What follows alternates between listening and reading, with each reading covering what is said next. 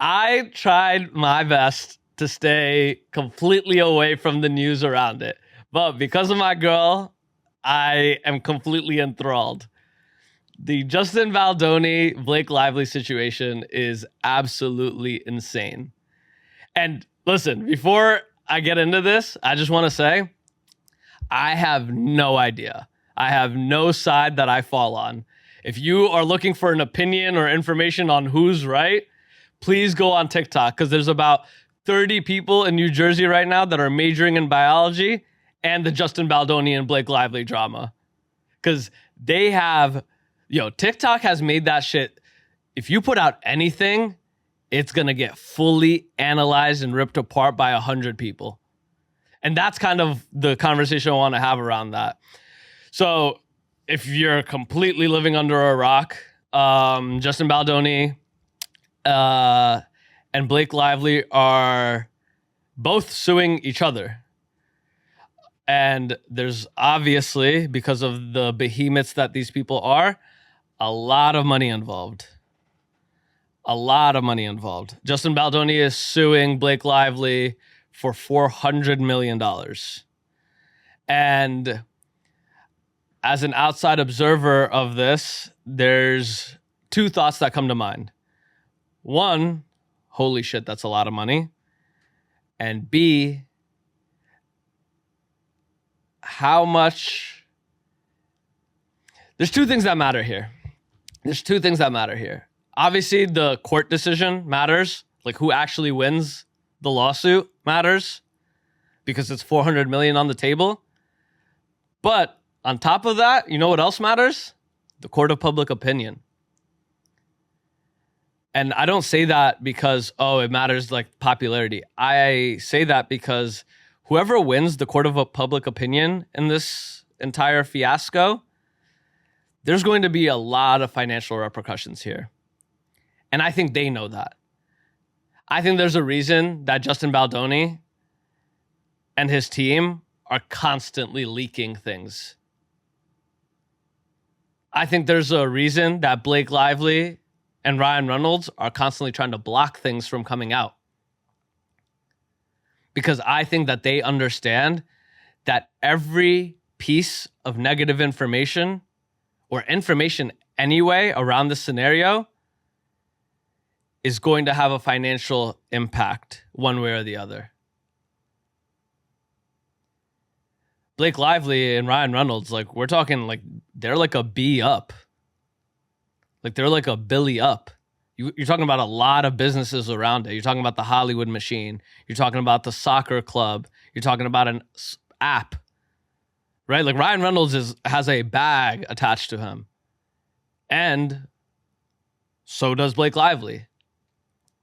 If you're Justin Baldoni, you kind of, as long as you win the public narrative and can come to a settlement on the legal aspect, you kind of win financially. Because here's what it's really going to boil down to, right? Every bit of public opinion that sways against Blake Lively and Ryan Reynolds is costing them a lot of money. Because you have all of your business partners on hold, essentially, on doing any new business until this shit is cleared up. Because why would I take out a risk of hiring Blake Lively right now to be the lead in my next movie, in my next blockbuster movie, when in a month something could come out that's scathing in one way? Baldoni doesn't really have that issue because when you think about it, like, I'm not saying that Justin Baldoni is like a nobody, but before this, like you're not on the level of like a Blake Lively or a Ryan Reynolds. You don't have all of these businesses attached to you. That again, he definitely has, and I think they know, like his team kind of understands like the position that they're in. Like that, they're constantly leaking shit to TMZ. They're constantly leaking shit to social media because they understand, this is about to get real expensive for Blake and Ryan. I even think that like some of the things are so strategic, right? Like you have to just like, again, you don't got to be involved in the drama of this, but just analyze this for the business of this. Because you're seeing Hollywood being exposed. And I'm not saying like Hollywood being exposed in the conspiracy theory way. I'm talking how the business of Hollywood is done behind the scenes. I think it's intentional that they keep trying to tie Taylor Swift to Blake in those messages. And then I think it's intentional that Taylor Swift's team was like, hey, we didn't know that this was going to go this way. I think all of those things are intentional from someone because everyone is positioning themselves and their businesses to be safe. Especially like just directly, you're talking about PR teams are involved. Social media is involved. The New York Times is involved. This is not just like, I think a lot of people look at it this as it's just like, oh, this is just like drama, right? This is big business at work.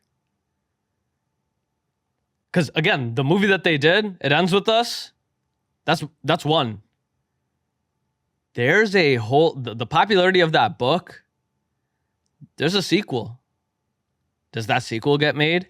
Can it even be touched? And if it can't be touched, then somebody's pissed.